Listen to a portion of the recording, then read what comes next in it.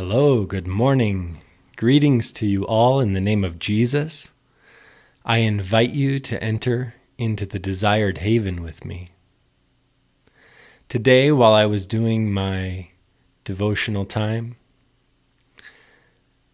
I was actually drawing in my journal, and let me explain why.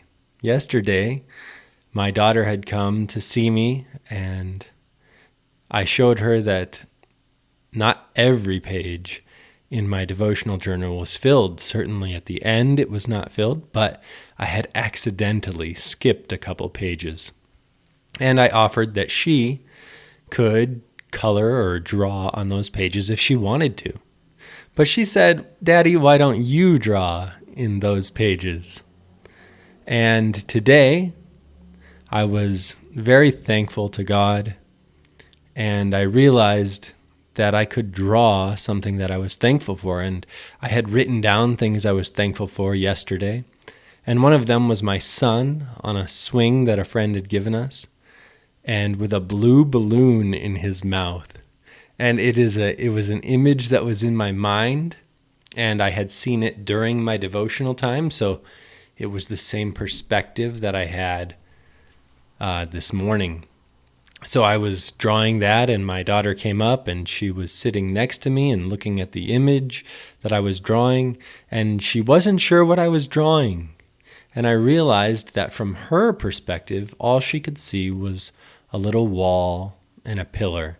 But from my perspective, I could see exactly where I had seen my son. I could see our house, and so I was drawing that. And so I had her come and sit in my lap. And when she was in my lap, then her head was high enough and she could see. And so I held up the book, and she was looking at my devotional book and seeing what I was drawing. And she began pointing out different details that I could add to the picture I was drawing. Now, often in our lives, what we need is a shared perspective.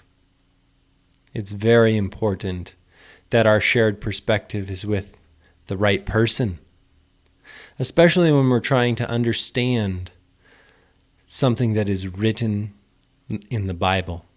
Do we share God's perspective, or are we bringing our own perspective or someone else's perspective to this writing?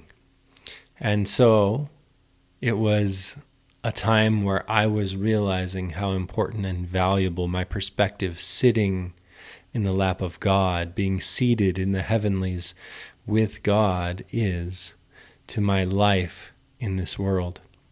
Now in 2 Kings chapter 6, verse 17, it says, "Then Elisha prayed and said, 'O Lord, please open his eyes that he may see.'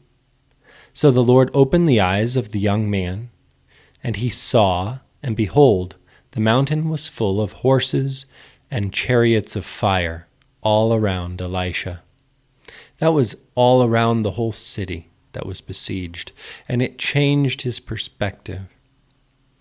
And in Ephesians chapter 1, verses 18, it says this, "Having the eyes of your hearts enlightened, that you may know what is the hope to which he has called you, what are the riches of his glorious inheritance in the saints." It is so important that our hearts, this is where our desires come from, that our hearts are enlightened. Our minds were enlightened, and in the Western world we quickly learn a lot of information in the church.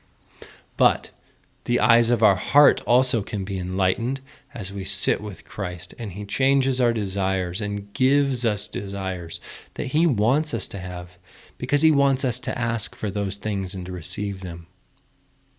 Now, there is a different perspective that people can have, and we don't want to have this perspective any longer.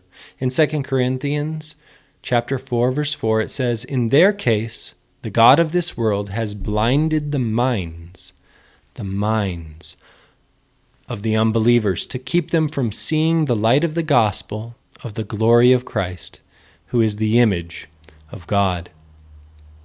So, as I have often said when I have been teaching, the most important thing in life is who and what you listen to.